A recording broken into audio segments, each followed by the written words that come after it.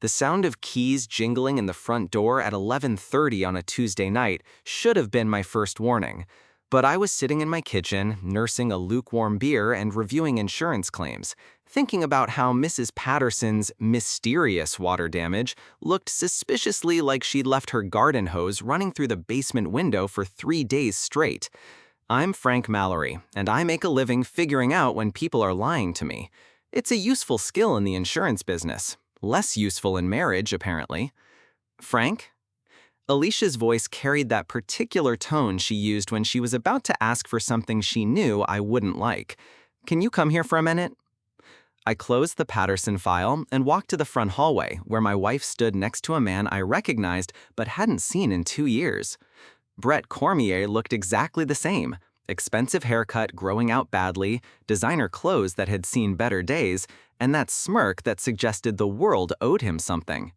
"Hey, Frank," Brett said, like we were old friends, instead of two people who'd spent exactly one uncomfortable dinner together before Alicia and I got married. "Brett." I looked at my wife. "What's going on?" Alicia tucked a strand of her dark hair behind her ear, a nervous habit she'd never quite shaken. "Brett's going through a rough patch. His landlord sold the building, and he needs somewhere to stay for a week or two while he finds a new place." I waited for the punchline. When it didn't come, I said, "And?" "And I told him he could use our couch." The words hung in the air like smoke from a grease fire. I know what you're thinking, and you're wrong. What am I thinking? That this is weird, that I should have asked you first, that Brett has some ulterior motive. She crossed her arms. He's a friend who needs help, that's all. A friend you dated for 3 years? That was a long time ago. Not that long ago. She sighed, the sound loaded with the particular exasperation she reserved for what she considered my unreasonable moments. "Frank, I'm trying to do a good thing here. Brett is going through a hard time, and we have space. It's called being a decent human being." There it was, the moral high ground gambit. Alicia worked in human resources at a tech company downtown, and she'd turned guilt into an art form. Disagree with her, and you weren't just wrong, you were morally deficient. 2 weeks, I said, at most, probably less. I looked through the kitchen window at our small backyard, where the motion sensor light had kicked on, illuminating nothing but the neighbor's cat picking through our garbage. Mrs. Chen next door was probably already asleep, dreaming of whatever it was that retired librarians dreamed about. Normal dreams, I imagined. Dreams that didn't involve ex-boyfriends showing up with duffel bags and explanations that didn't quite add up. "Fine," I said. 2 weeks. Alicia's face brightened. "Really?" "Really. But I want to be clear about something. This is your favor, not mine. You're responsible for him." "Of course. Thank you, Frank. This means a lot to me." She kissed my cheek, and I caught a whiff of her perfume mixed with something else. Wine, maybe? Or the particular smell of anxiety that people carry when they're not telling the whole truth. We went back to the hallway, where Brett was examining the framed photos on our wall. Mostly pictures from our honeymoon in Maine, a few shots of Alicia's family, one of me receiving a recognition award from the insurance company for outstanding claims investigation. "All set," Alicia announced. "Frank says you can stay." "Thanks, man," Brett said, extending his hand. "I owe you one." I shook it, noting that his grip was softer than I remembered. "Don't mention it." Alicia bustled around getting Brett settled, fresh sheets for the couch, showing him where the bathroom was, explaining how the coffee maker worked. I watched from the kitchen doorway, noting how comfortable they seemed together, how easily they fell into conversation about people I'd never heard of and places I'd never been. "Remember that place we used to go for brunch?" Alicia was saying. "The one with the amazing French toast?" "Oh, Cafe Luna. Is it still open?" "I think so. We should check it out while you're here." I filed that away for later consideration. By the time they finished getting Brett situated, it was past midnight. Alicia and I went upstairs to our bedroom, where she immediately started getting ready for bed with the kind of cheerful efficiency that suggested she considered the evening a success. "That wasn't so bad, was it?" she said, brushing her teeth. "Ask me in 2 weeks." She rinsed and spit. "Frank, I need you to promise me something." "What?" "Promise me you'll be nice to him. I know you don't like Brett, but he's going through a rough time, and I don't want this to be uncomfortable for everyone." I sat on the edge of the bed, pulling off my socks. When have I ever not been nice to your friends? You know what I mean. This is good coffee. Ethiopian single origin, Brett said. There's this place downtown that roasts their own beans. I figured it was the least I could do. I took a sip and had to admit it was better than anything we usually had in the house. Thanks. Alicia glanced at her watch. Oh, I need to get moving. Frank, can you show Brett where everything is? The spare key is in the drawer by the sink. She kissed my cheek, grabbed her purse, and headed for the door. Have a good day, you two. And then it was just Brett and me, sitting in my kitchen, drinking his expensive coffee and eating his fancy pastries. The silence stretched out between us like a gap in the floorboards. So, I said finally, what's your plan for today? Job hunting, mostly. I've got a few leads on some consulting work. He gestured toward his laptop. Mind if I set up here? I promise I won't get in your way. Sure, I'll be at the office most of the day anyway.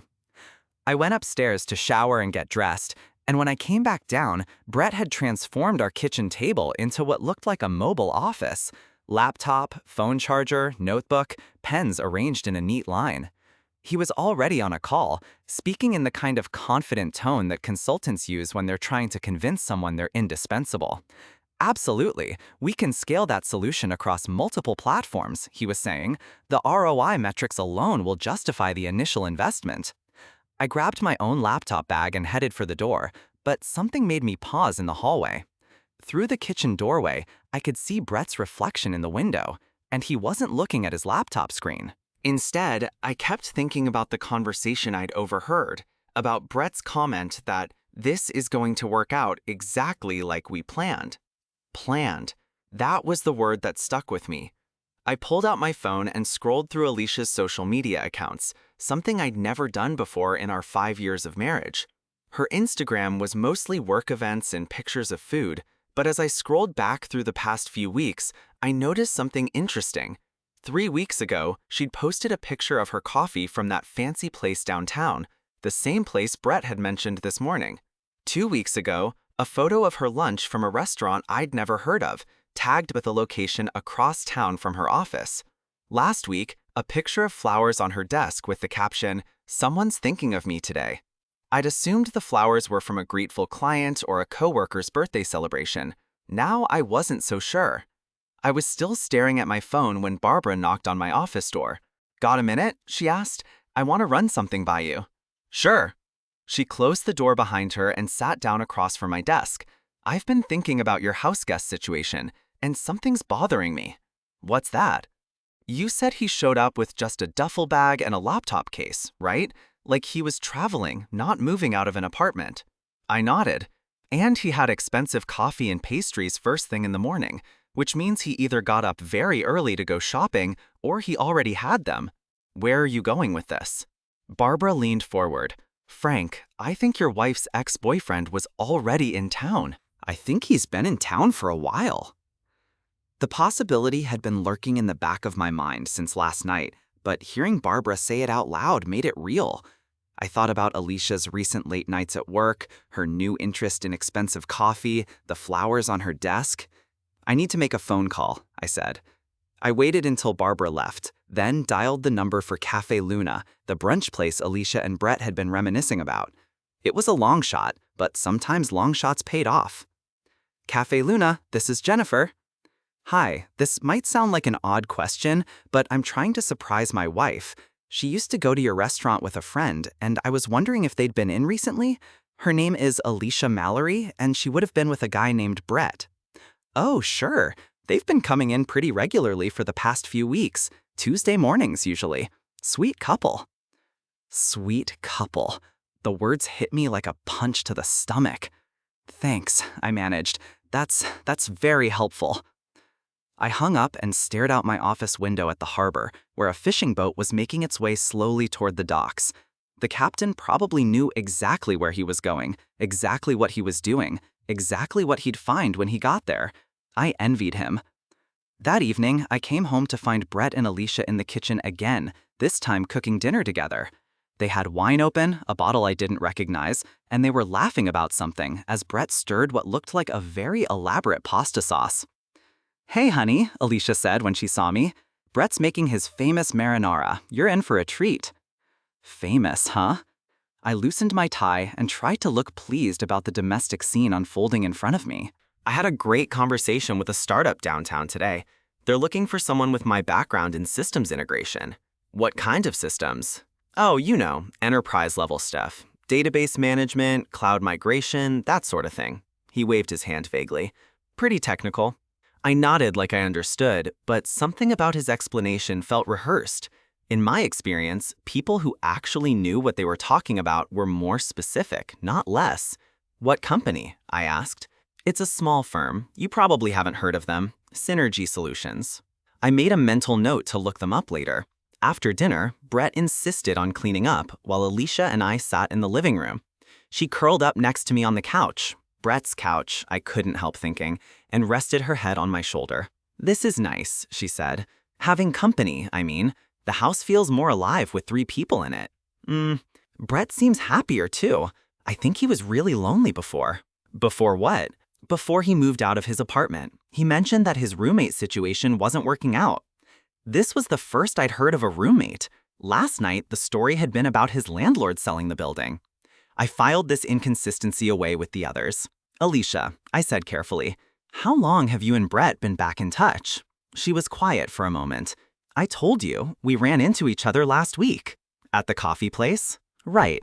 The barista there seems to know you both pretty well. Alicia lifted her head to look at me. What do you mean? I called them today. Alicia stirred beside me. What time is it? Early. Go back to sleep. But I was wide awake now, my mind racing. Brett wasn't just some down-on-his-luck ex-boyfriend looking for a place to crash.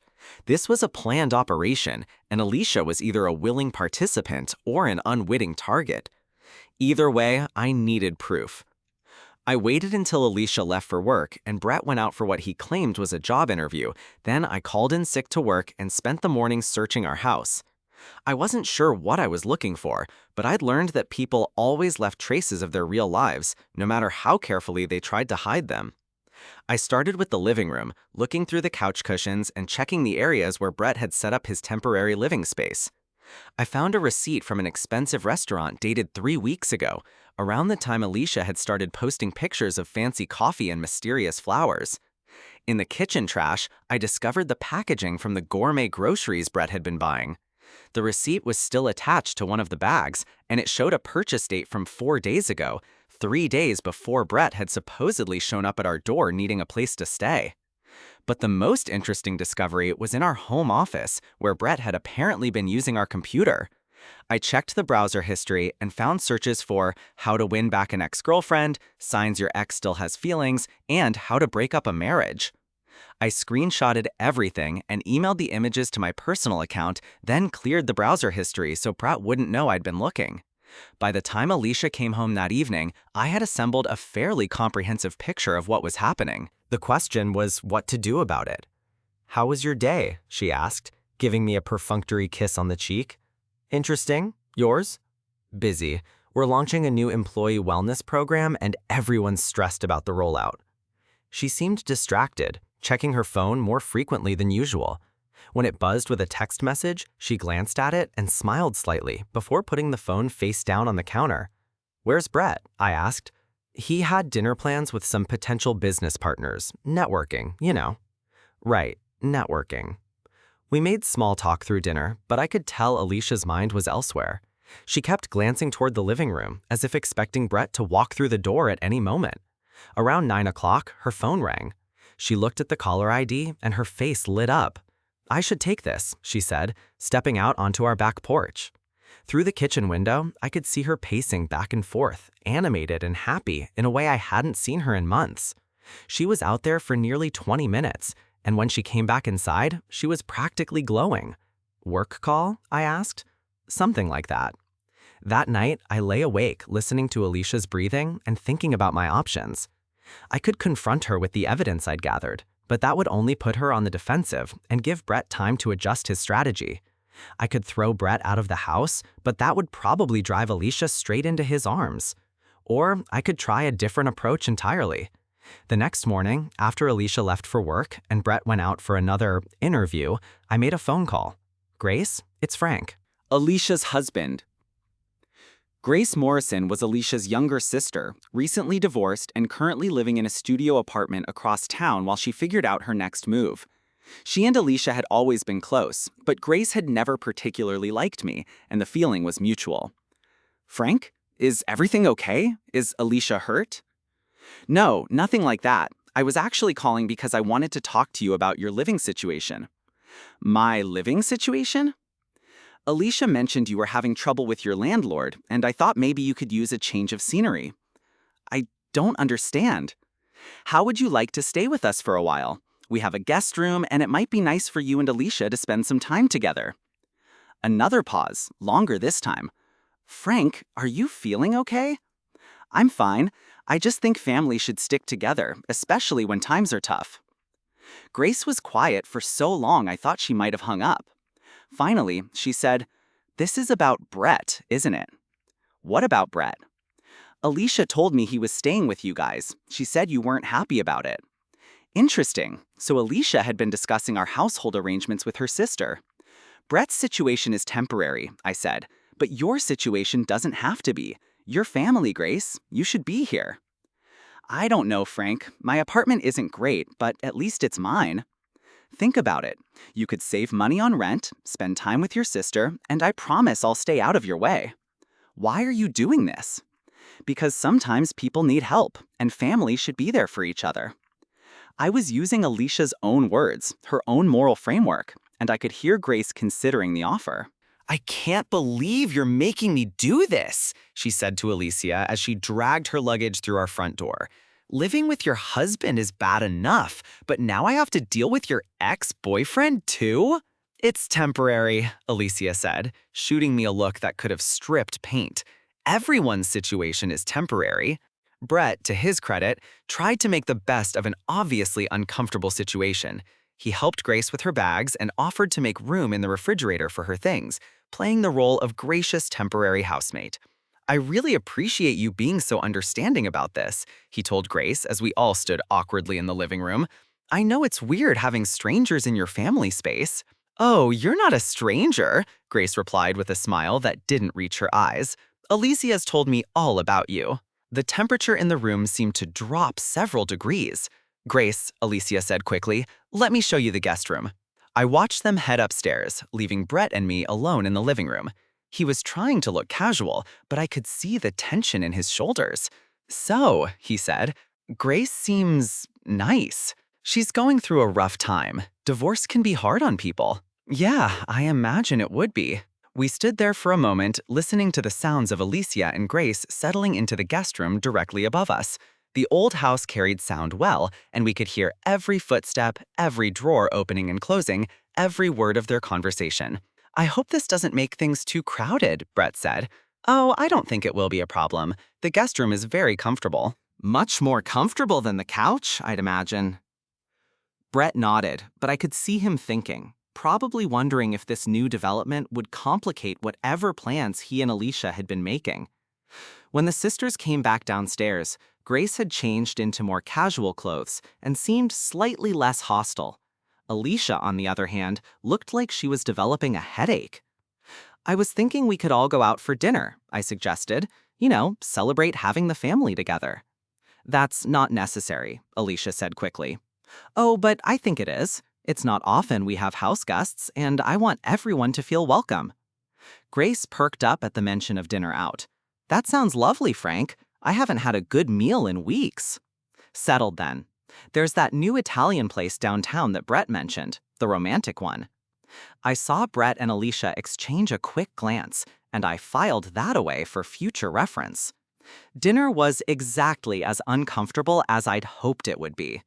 The restaurant was indeed romantic, with dim lighting and intimate seating that made our party of 4 feel like an awkward double date. Grace spent most of the meal complaining about her ex-husband, while Brett tried to make polite conversation and Alicia grew increasingly tense. "So, Brett," Grace said over her second glass of wine, "Alicia tells me you're between jobs right now." "That's right. I'm in consulting, so there's always some downtime between projects." "What kind of consulting?" Brett launched into the same vague explanation he'd given me about systems integration and enterprise solutions, but Grace wasn't as easily satisfied. "That's interesting. My ex-husband worked in tech too." What companies have you worked with? I watched Brett navigate Grace's questions, noting how he managed to sound knowledgeable without actually providing any specific information. It was an impressive performance, but Grace was persistent. "You know, I should introduce you to some people," she said. "I still have contacts in the industry from when I was married. There's always someone looking for good consultants." "That's very kind of you," Brett said, "but I'm pretty close to landing something already." "Oh, that's what Alicia said. The startup downtown, right? What's the name again?" "Synergy Solutions." Grace pulled out her phone. "Let me look them up. Maybe I know someone there." Alicia reached across the table and put her hand on Grace's arm. "Grace, let the man eat his dinner." But Grace was already typing on her phone, her brow furrowed in concentration. "That's funny," she said after a moment. "I can't find any listing for Synergy Solutions downtown. Are you sure that's the right name?" The silence that followed was deafening. Brett's face remained perfectly composed, but I could see a muscle twitching in his jaw. "It's a very small company," he said finally. "They probably don't have much of an online presence yet." Grace put her phone away, but I could tell she wasn't convinced. The rest of dinner passed in stilted conversation, and by the time we got home, everyone seemed ready to retreat to their respective corners. Grace went upstairs to her room, Alicia claimed she had work to catch up on, and Brett settled in on the couch with his laptop. I waited until everyone else had gone to bed, then went downstairs to get a glass of water. Brett was still on the couch, but he wasn't working. He was staring at the ceiling, looking like a man with problems. "Can't sleep?" I asked. He startled slightly.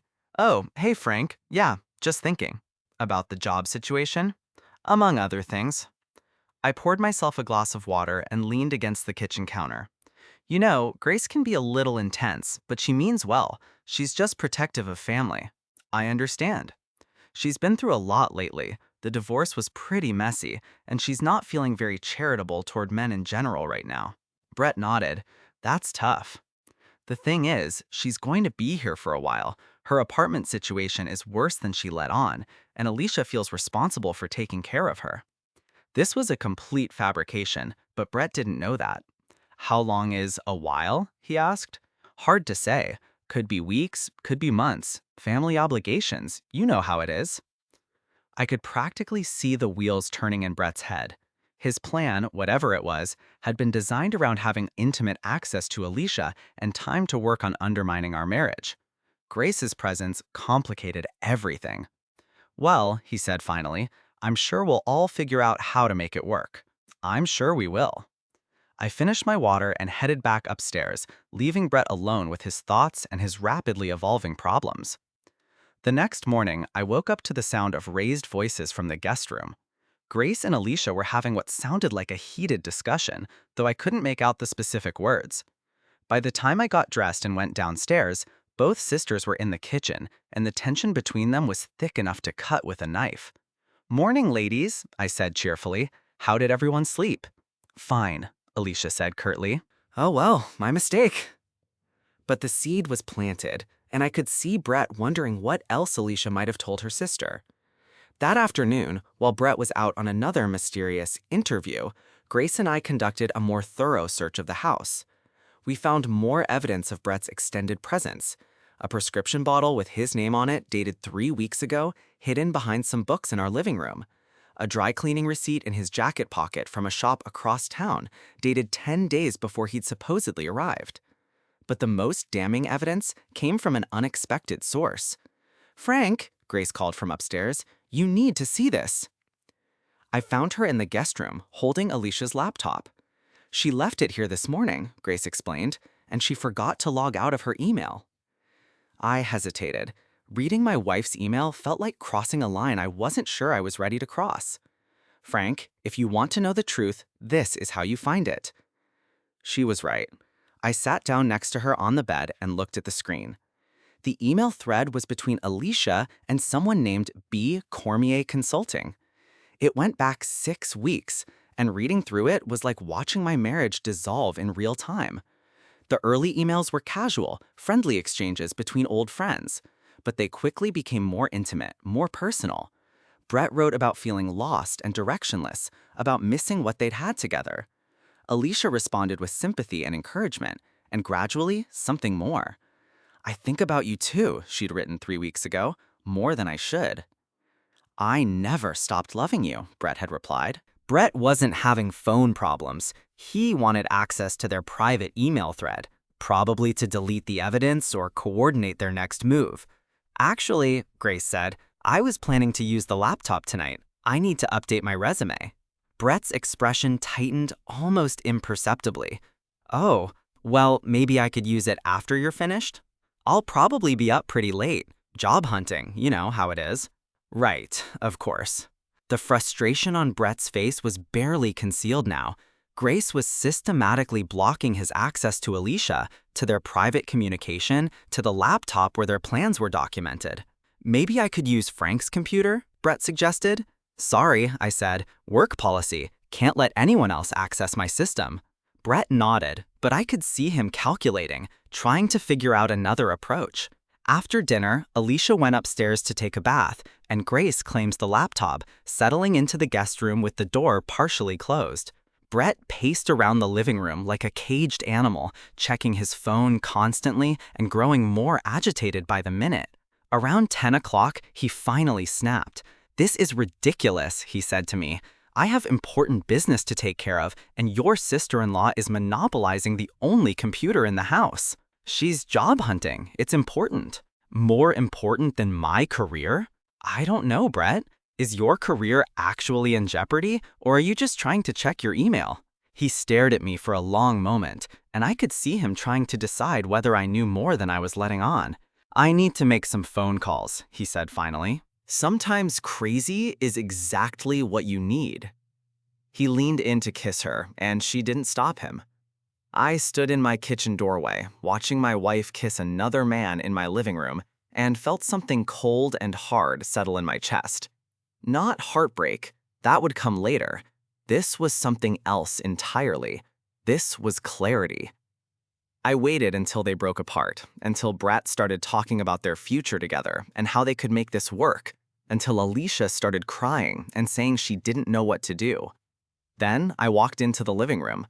"Well," I said calmly, "this is interesting." They sprang apart like teenagers caught by their parents. Alicia's face went white, and Brett looked like he was trying to run or fight. "Frank," Alicia stammered, "I can explain." "Can you? Because I'd love to hear that explanation." I pulled out my phone and showed them the screenshots I'd taken of their email correspondence. "Actually, never mind. I think I already understand the situation pretty well." Brett stood up, his face flushed with anger and embarrassment. "Frank, look, this isn't how we wanted you to find out." "How did you want me to find out? Were you planning to tell me at all, or were you just going to keep playing house until I figured it out on my own?" "We never meant for this to happen," Alicia said, tears streaming down her face.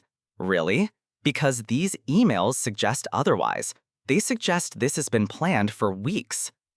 I scrolled through the screenshots on my phone, reading selected passages aloud. "Once he realizes that our connection is stronger than what you two have, it will be easier for everyone." That doesn't sound like something that just happened, Alicia. She buried her face in her hands, and Brett moved protectively closer to her. "Don't take this out on her," he said. "If you want to be angry at someone, be angry at me." "Oh, I'm angry at both of you, but I'm not going to yell or throw things or make a scene. Do you know why?" They both stared at me, waiting. "Because I have a better idea." I walked to the front door and opened it, then turned back to face them. "Get out." "Frank, please," Alicia said. "Can't we talk about this?" "We can talk about it through lawyers. Both of you, get out of my house, now." "You can't throw me out," Alicia protested. "This is my house, too." "Actually, it's not. The house is in my name, remember? We decided it would be easier for the mortgage application." I could see the moment she remembered, the moment she realized that her name wasn't on the deed.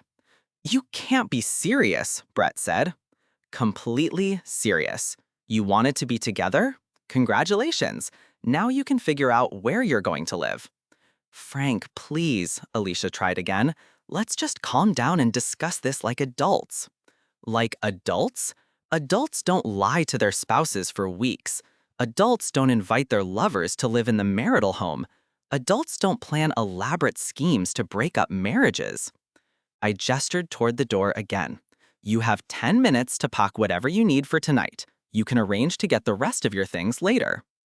And if we refuse to leave? Brett asked, trying to sound tough. I smiled at him, the kind of smile I usually reserved for people trying to commit insurance fraud. Then I call the police and show them the emails where you discuss plans to help Frank understand that his marriage is over. I'm pretty sure they'll find that interesting. Brett's face went pale. He hadn't considered that his own words could be used against him. 10 minutes, I repeated. They looked at each other, then at me, then slowly headed upstairs to pack. I stood in my living room, listening to the sounds of drawers opening and closing, suitcases being zipped, my marriage officially ending. And for the first time in weeks, I felt like I could breathe again. Exactly 10 minutes later, they came downstairs with their bags. Alicia was still crying, and Brett looked like he was trying to think of something to salvage the situation. "Frank," he started. "Time's up," I said, opening the front door wider. They walked past me into the night, and I closed the door behind them, turning the deadbolt with a satisfying click. Then I poured myself a very large glass of wine and called Grace. "How did it go?" she asked. "Perfectly. How did you know they'd make their move tonight?" "Because I've been intercepting their text messages all week. Brett's phone connects to your Wi-Fi automatically, and he never changed his default settings." I laughed, really laughed, for the first time in weeks. "Grace, you're diabolical." "I prefer thorough." "So, what happens now?" "Now I file for divorce and get on with my life." "What about the house?" I looked around at my quiet, peaceful living room, where the couch was finally free of unwanted house guests and the coffee table was back where it belonged. The house is mine. And it's going to stay that way. Outside, I could hear a car engine starting and driving away, taking my cheating wife and her manipulative ex-boyfriend off to whatever uncertain future they'd chosen for themselves. I raised my wine glass in a toast to the empty room. "Hospitality," I said aloud, "has no double standard."